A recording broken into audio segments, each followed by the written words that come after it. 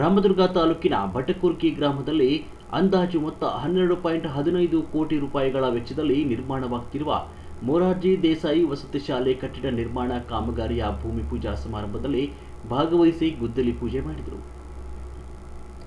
ಸಾಲಗಳಿಗೆ ಸ್ಯಾಂಕ್ಷನ್ ಆಗಿತ್ತು.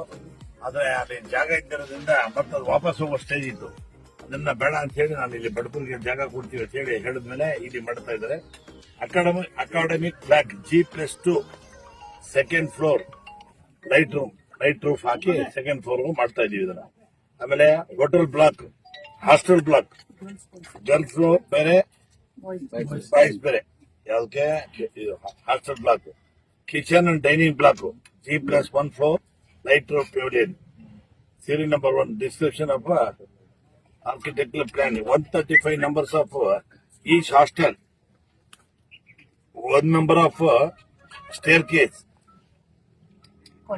corridor, ಆಮೇಲೆ 2.2 m wide corridor academic block, ಆಮೇಲೆ ಏರಿಯಾ ಟೋಟಲ್ 1550 ಸ್ಕ್ವೇರ್ ಮೀಟರ್, ಆಮೇಲೆ 11 numbers classrooms, 4 numbers labs.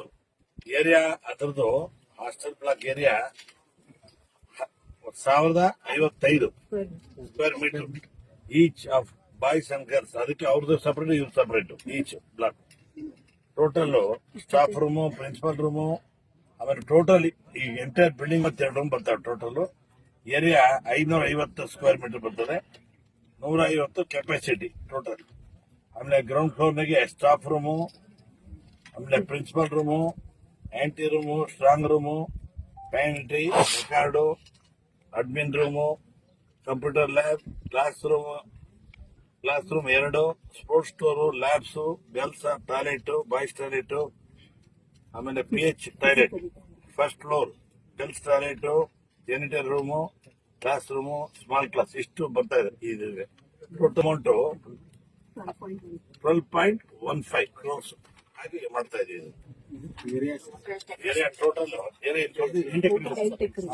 8 ಎಕರೆ.